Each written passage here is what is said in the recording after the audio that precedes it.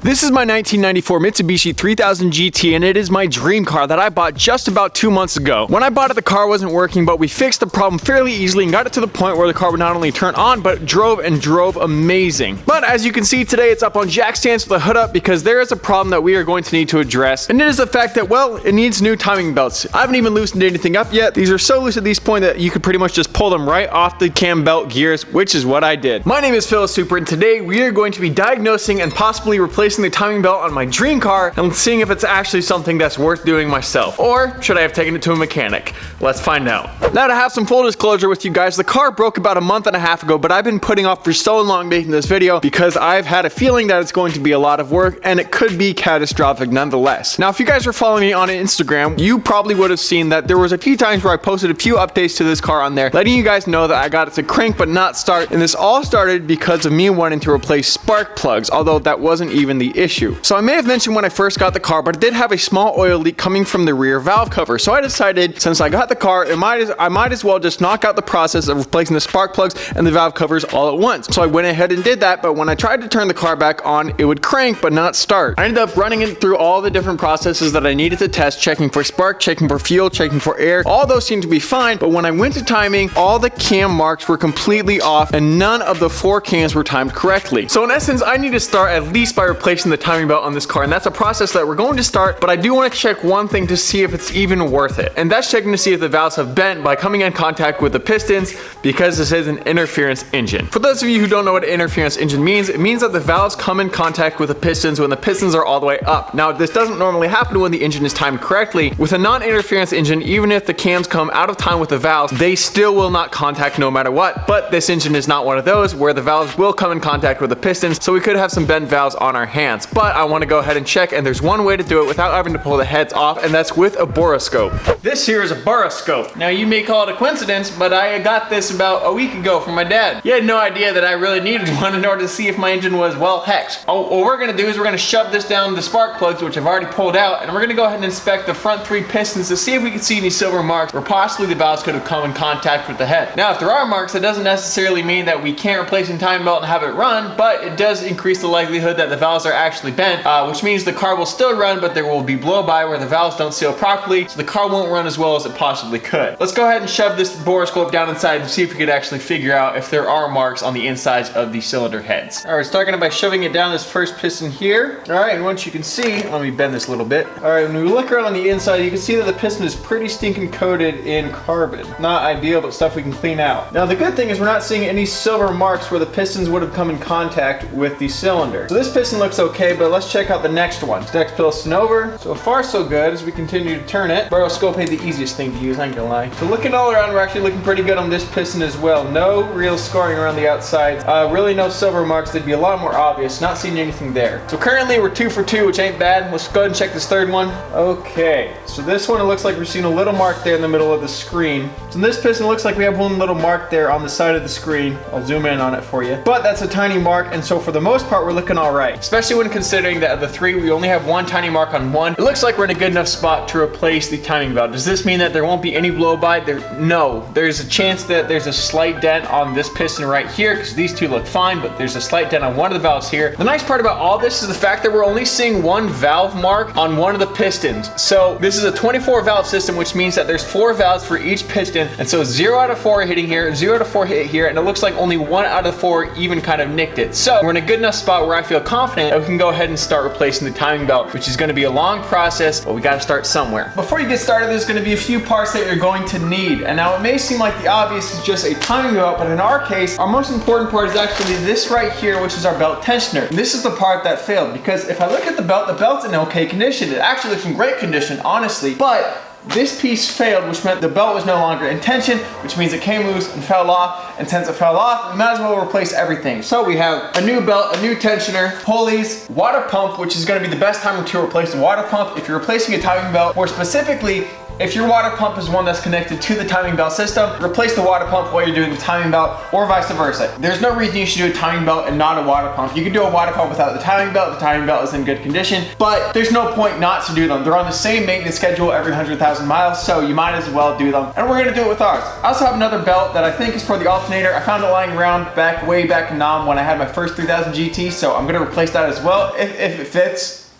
Yeah, assuming so. Other than that, the most important pieces that you're going to need are these right here, which are cam gear locks. That way we can set the timing and have them lock in place, so we're not having to battle that. We have our crank pulley removal tool, and in addition, there's also a whole bunch of clips that I bought that I'm going to be using to hold the timing belt in place when we're putting it back on. With our parts all laid out and our engine ready to go, it's time for us to dive in and get to work on the car. No, I do have to admit, I lied. There's one more step that we have to do, and this actually could be the most important and also the most detrimental if you don't do it step. It's being able to label your bolts. Now, this workspace is really dirty right now, but luckily all it takes is a quick snap, just like that. It's all cleaned up, and now we have a fresh piece of butcher paper down underneath and a pen up there. And what this is going to be is this is going to be our place to label every single bolt. So every single bolt that I'm going to take off of the engine is going to come right here, and I'll have a place for it where each one can go labeled perfectly. This will help so much for the organization, and on top of that, physics don't care about your feelings. So if you forgot a bolt, the engine is not going to be like, hey, I'm going to work anyway, even if you forgot the bolts. No, they want every single bolt back in place. So this is going to be instrumental in order for us to keep track of bolts. Yes, I could just take the bolts from the engine and throw them on the ground or something, but I'm not going to take that risk. This is too big of a job for me to try to risk that, so I'm going to keep track of the bolts. Well, it's time to stop beating around the bush. Let's go ahead and begin work by taking off the hood and diving right in. I got the tutorial on my phone up. I'll go ahead and link them down below because there's someone out there who knows this way better than I do, and I'm following him. Let's dive in.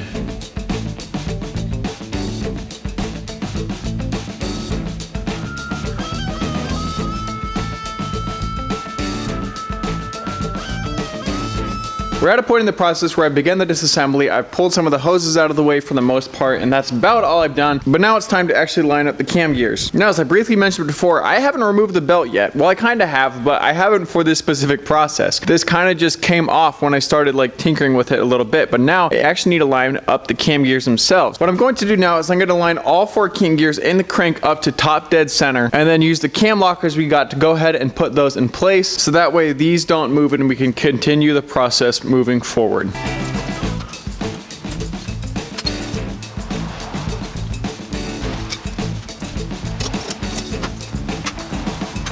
Ten years later. All right, so we're getting really near the halfway point. It's time to give you guys another update. I apologize for the lack of filming. It's been about 5 hours of work, and I'm taking this really slowly. Just so A, I don't lose my mind, and B, so I can make sure I do everything as perfectly as I possibly can. So let me show you guys where we're at and some of the extra things that we've been doing. To start off, I officially have the timing belt off. I've gotten to the...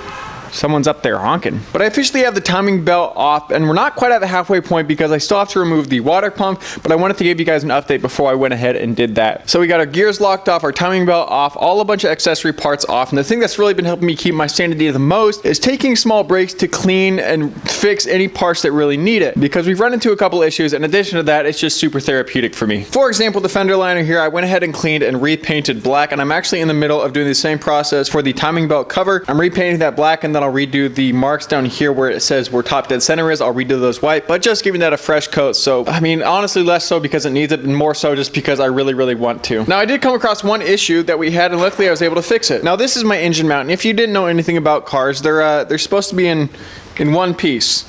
But they're not. This one is completely rotted out from the inside to the point where it's not even salvageable. Like, there's nothing we could do. But luckily, I already have an extra one. In that same sense where we had the stroke of luck by having an extra Miata mount back when we were working on that car, I took the motor mount from the white 3000 GT, and I'm able to use that one because the insides are in perfect condition. This will suit us perfectly and saves us from having to pause the entire job waiting just for a mount. The last thing that I want to show you guys is my organization, because it's been helpful. I haven't really had to use it yet because I haven't put anything back together, but I could already tell right now it's going to be a lifesaver. So this is it, and pretty much what I've done is I've taken every single bolt or set of bolts and I've marked out areas where they belong, and then I've listed how many bolts they are and where they go, and for some sections like this, labeled which is top and bottom, so that way there's no confusion. And I've been able to clean up a lot of these parts as well that used to be covered completely in grease, just giving them to a fresh state. And then with the belts, I've put labels on the belts so I know exactly where they go. Even for the belts like this one that we're going to replace, which is the power steering belt, I still put a label on it just so I can know which one it is. The next step that we have to work on the car is to get the water pump removed, and once we do that, we will officially be at the halfway point for fixing the timing belt, which will be a huge milestone. So I'm just going to go ahead and set up the camera, and that'll be the next thing that we do.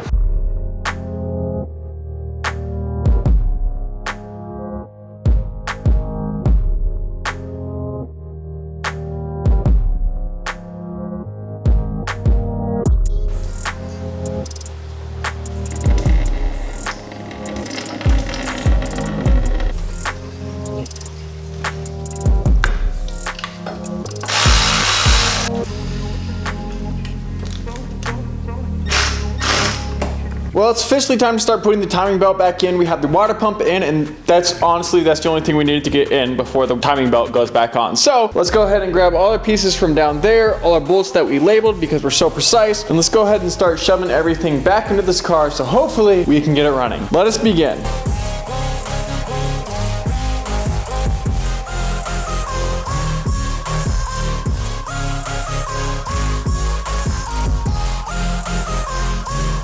Well, it's a bit past midnight now, but I completed it. My initial plan was to finish it the next day, which would be tomorrow from today. You know how that works? But I just kind of got carried away and I finished it. I haven't started it yet, and we're not going to do that tonight. But everything is put back together. Everything on our timing belt is completely back on and together again. All the hoses are connected, all our bolts are put back on, and we have all our new pieces in place and torqued up and ready to go. So we should, theoretically, I could turn it on and see if it starts right now. However, I am gonna wait until tomorrow because I need to go get new coolant because I had to drain some for the radiator when I was replacing the water pump. So I need to go get new coolant, distilled water, so that way I can get that filled right up. But once we do that, we can go ahead and get this car started for real. It's late, I'm ready for bed, but I gotta show you one more thing because it's super cool. It's snowing. This never happens in Oregon. This is not at all gonna stick, but it's so cool. All right, I'll see you tomorrow to start the car.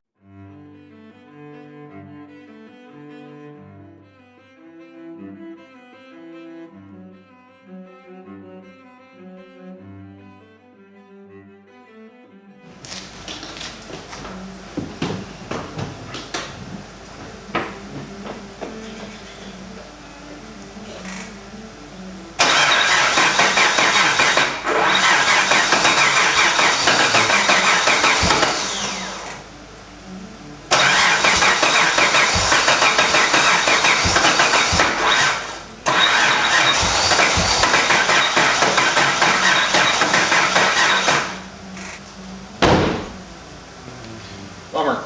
Well, it doesn't work. At this point, I'm out of ideas. I thought that would have been it. I don't know what else. I'm getting air, fuel, spark, timing is correct. I guess check compression, but honestly, I'm just too tired of the car right now. It took me a couple months just to build up the energy to try to do the timing belt, and that's not it, so. I don't know the next time I'm gonna work on the 3000, honestly. I've kind of had it with it for now, so I think I'm just gonna go buy a Honda and put a Home Depot body kit on it or something. I'll see you guys later, bye.